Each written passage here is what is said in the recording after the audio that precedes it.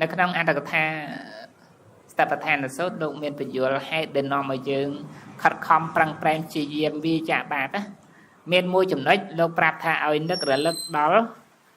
អបាយភូមិហ្នឹងហើយនឹករលឹកដល់សេចក្តីទុក្ខផ្សេងនៅក្នុងអបាយភូមិគឺនរកប្រែតអសុរកាយទេរិឆានហ្នឹងថាទីកន្លែងហ្នឹងជាទីកន្លែងបរិបូរទៅដោយសេចក្តីទុក្ខសពគ្រប់បែបយ៉ាងទាំងអស់ហើយបើសិនជាយើងមានសេចក្តីប្រមាទធ្វេសប្រហែសយកជីវិតយើងទៅធ្វើអំពើបាបលទ្ធផលចុងក្រោយយើងមកតែជួបប្រទះនៅសេចក្តីទុក្ខក្នុងអបាយភូមិនឹងជាពិតប្រាកដនៅពេលដែលយើងគិតឃើញអញ្ចឹងទៅលោកថាជាហេតុជាបច្ច័យមួយនាំឲ្យយើងប្រឹងប្រែងតស៊ូព្យាយាមវាចាបាបហើយខំប្រឹងធ្វើបុណ្យអញ្ចឹងណាញោមយើងមិនសម្បូរលុយដូចអ្នកមានប៉ុន្តែយើងអាចធ្វើបុណ្យថ្នាក់ទានថ្នាក់ស្ដាប់ពធថ្នាក់បម្រើមេដាបិតាអីយើងអាចធ្វើបានទៅហ្នឹងហ្នឹងយើងព្យាយាមធ្វើទៅឲ្យតែបុណ្យកុសលណាយើងព្យាយាមធ្វើបុណ្យកុសលទៅព្រោះកាលណាបើសិនតែយើងធ្វើបាបកន្លែងដែលយើងស្នាក់នៅមានតែបាយភូមិទេនៅក្នុងធម្មបទរឿងព្រះចក្របាលហ្នឹងព្រះចក្របាលលោកក៏តែងតែអស់អាបាតហ្នឹងញោមអាបាតដល់ព្រះភិក្ខុសង្ឃដែលរស់នៅជាមួយគ្នាផងហើយអាបាសកបាសិកាផងលោកបានផ្ដាំទុកថាអបាយភូមិហ្នឹងប្រកាសដូចជាផ្ទះរបស់បុគ្គលដែលមានសេចក្តីប្រមាទបានន័យថាម៉េចបានន័យថាកាលណាបើយើងមានសេចក្តីប្រមាទធ្វេសប្រហែសយកជីវិតយើងឲ្យទៅធ្វើនៅអំពើបាបអកុសលផ្សេងទីកន្លែងដែលស្នាក់នៅគឺមានតែអបាយភូមិឯងអត់មកស្នាក់នៅមនុស្សឬស្នាក់នៅទៅទេវតាទេអាហ្នឹងអាបាតរបស់ព្រះចក្របាលទៅញញឹមអញ្ចឹងយើងព្យាយាមជ្រើសរើសទៅតែយើងចង់តែអបាយភូមិទេថាអត់ទេអត់មានចង់ទេនៅមនុស្សហ្នឹងទុកលំបាកប៉ុណ្ណឹងហើយចោះសម្រំតែអបាយភូមិទេទុកលំបាកប៉ុណ្ណាមានប្រែតខ្លះនោះការនៅជាមនុស្សគាត់ជាអ្នកមានដូចថាអ្នកប៉ាលៈប្រែតអញ្ចឹងគាត់ជាសិទ្ធិមានទ្រព្យសម្បត្តិច្រើនហ្នឹងប៉ុន្តែការនៅជាមនុស្សគាត់គ្មានសទ្ធាទេបាទអត់មានសទ្ធាហើយមានមិច្ឆាទិដ្ឋិយល់ឃើញខុសទៀតមិនធ្វើទានដោយខ្លួនឯងហើយទាំងមានការទម្លាយបំផ្លិចបំផ្លាញកន្លែងគេធ្វើទានទៀតហ្នឹងហើយដល់ពេលអញ្ចឹងមានអីស្លាប់ទៅទ្រព្យសម្បត្តិទាំងប្រមាណយកទៅបានទេទ្រព្យសម្បត្តិជួយបានទេអត់ជួយបានស្លាប់ទៅកើតនៅក្នុងកំណើតជាប្រេតគ្រាន់តែនៅក្នុងកំណើតជាប្រេតអត់មានអាហារបាយទឹកអីបរិភោគ55ឆ្នាំញ៉ាំអត់បាយមួយថ្ងៃមិនដែរណាញ៉ាំអត់តែមួយថ្ងៃហ្នឹងលំបាកត្រង់ណាស់ហើយចោះតម្រាំទៅប្រេតអត់បាយអត់ទឹក55ឆ្នាំហើយអត់ស្លាប់ទៅញ៉ាំបាបប្រកម្មហ្នឹងចាត់ចែងយ៉ាងទៀតមិនថាមានសេចក្តីទុក្ខលំបាកខ្លាំងហើយវាអត់ស្លាប់ទៅទៀតណាដរាបណាបាបប្រកម្មមិនតន់អស់កម្មហ្នឹងនៅតែឲ្យផលអត់ចេះស្លាប់ទេបង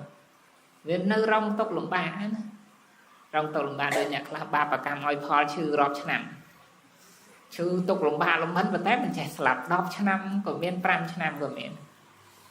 ឯហ្នឹងបាបប្រកម្មវាឲ្យផលឲ្យអ្នកហ្នឹងរងទុក្ខរងទុក្ខហើយអ្នកខ្លះអត់ទេឈឺតិចតួច2 3ថ្ងៃមួយអាទិត្យអីប៉ុណ្ណឹងទៅនឹងអត់នៅយូរបងអ្នកខ្លះនៅត្រាំត្រែងនៅនឹងឯងរាប់ទៅឆ្នាំអានឹងសោយផលបាបខ្លួនឯងបានសាងអញ្ចឹងនៅក្នុងចំណុចនេះគឺគ្រាន់តែថានៅពេលដែលយើងបានស្ដាប់ពធញញឹមយើងស្ដាប់ពធទៅយើងបានយល់ដឹងទៅធ្វើឲ្យយើងអាចកែជីវិតរបស់យើងនឹងបានណាព្រោះយើងមិនត្រូវការប្រាថ្នាចង់ជួបប្រទះនៅសេចក្តីទុក្ខក្នុងអបាយភូមិទេព្រោះយើងគិតឃើញថាសំបីសេចក្តីទុក្ខក្នុងមនុស្សប៉ុណ្ណឹងក៏លំបាកត្រង់ណាស់ហើយចោះតម្រង់ទៅកើតជាប្រេតអត់បាយ50ឆ្នាំ55ឆ្នាំដោយប្រេតអញ្ចឹងគាត់អត់មានអីបរិភោគ55ឆ្នាំហើយបន្ទាប់ពីស្លាប់ទៅញញឹមត្រូវទៅកើតបន្តក្នុងនរកទៀតអត់មានត្រឡប់មកមនុស្សវិញទេណាតាមប្រវត្តិរឿងរ៉ាវហ្នឹងប្រេតហ្នឹងត្រូវស្លាប់ទៅកើតនៅក្នុងនរកបន្តទៀតយើងគិតមើលផុតពីកំណើតមួយទៅកំណើតមួយទៀតដោយសារអីដោយសាររឿងបាបប្រកម្មហ្នឹងឯងអត់មានសទ្ធាអត់ធ្វើទានអត់អីហ្នឹងខ្លួនឯងមានទ្រព្យសម្បត្តិច្រើនតែវាខ្វះសទ្ធាហ្នឹងមកហើយបិឆាតថេអត់ជឿរឿងបន់រឿងបាបទៀត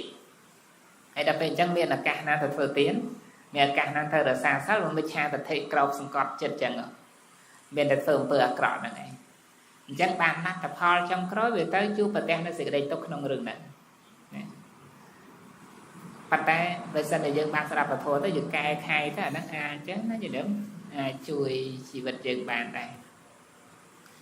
ឲ្យតែយើងដឹងខ្លួនកែខ្លួន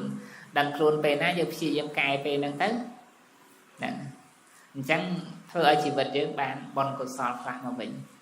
ហើយបើសិនយើងបានបុណ្យកុសលហ្នឹងហើយយើងអាសានឹកបុណ្យកុសលរឿយបើសិនតែយើងស្លាប់ដោយចិត្តដែលបាននឹកឃើញបុណ្យហ្នឹងគឺទៅការឋានសួគ៌សិនអត់ទៅអបាយភូមិនេះដូចមានបរិសម្នាក់គាត់សម្លាប់ជីវិតសត្វដែរចាំជីវិតណាបងជីវិតចាំជីវិតនៃការសម្លាប់ជីវិតសត្វហ្នឹងជាច្រើនឆ្នាំដូច50ឆ្នាំនោះហ្នឹងហើយក្នុងកាលនោះមានប្រធេរៈមួយអង្គលោកនៅចិត្តផ្ទះរបស់គាត់លោកមានបតីអាណិតអាសូរករណាដល់បរិសហ្នឹងលោកគិតឃើញថាបរិសហ្នឹងធ្វើបាសតែរហូតអញ្ចឹងគ្មានទីពឹងផងបើសិនជាស្លាប់ទៅទៀងប្រកបណាគឺត្រូវទៅកើតនៅក្នុងនរកហ្នឹងហើយដល់ពេលអញ្ចឹង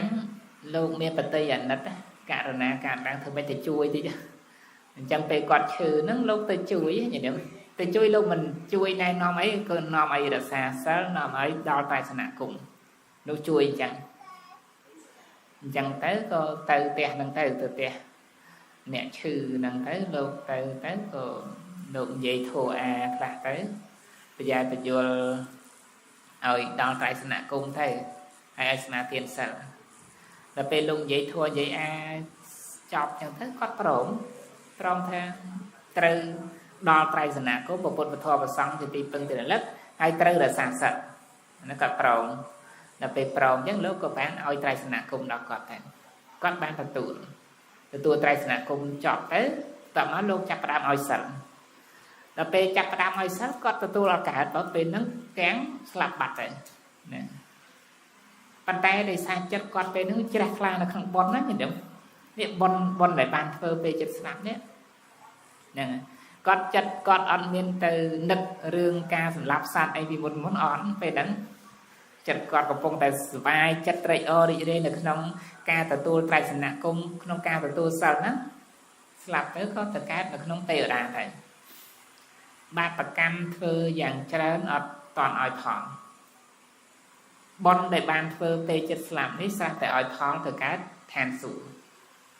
អាហ្នឹងតាមអភិធម្មនៅឧបមាដូចថាគោលមកក្រអញ្ចឹងមានគោពណ៌ខ្មៅនិងគោពណ៌សណាយល់ហ្នឹងគោពណ៌ខ្មៅហ្នឹងមកក្រហ្នឹងប៉ុន្តែក្នុងហ្នឹងមានគោពណ៌សតែមួយឯងប៉ុន្តែគោពណ៌សវានៅជាប់មាត់ក្រពេលគេបើកមាត់ក្រពីណាចេញមកមុតណាពណ៌សទៅបាត់ថាវាតែមួយក៏ប៉ុណ្ណេះប៉ុន្តែវានៅជាប់មាត់ក្រលណាអាហ្នឹងលោកឧបមាដូចបុគ្គលធ្វើបន់ពេលចិត្តស្លាប់អញ្ចឹងណាយល់ចិត្តហ្នឹងវានៅបន់ហ្នឹងត្មងណាយល់អញ្ចឹងបន់ហ្នឹងវាត្រូវតែឲ្យផលឲ្យមុនទៅកើតទេវតាសិនទៅហ្នឹងឯងសោយផលបន់អស់ទៅអាហ្នឹងបានមកបាបវិញអញ្ចឹងណាប៉ុន្តែបើសិនជាទៅឋានសួគ៌ព្យាយាមប្រឹងធ្វើបន់ទៀតណាអាហ្នឹងបន់កុសលជាការអាចទប់ណាយល់ទប់ទល់ច្បាំងជាមួយបាបហ្នឹងមិនឲ្យវាឲ្យផលចេះតែខំប្រឹងធ្វើរឿយទៅបុណ្យកុសលហ្នឹងកាន់តែច្រើនទៅអាហ្នឹងអាចដើម្បីជួយបានជួយទប់ស្កាត់រារាំងនៅបាបអកុសលហ្នឹងផងហើយដូច្នេះគឺយើងត្រូវតែខំប្រឹងហ្នឹងឯងចឹងណាខំប្រឹងធ្វើបុណ្យកុសល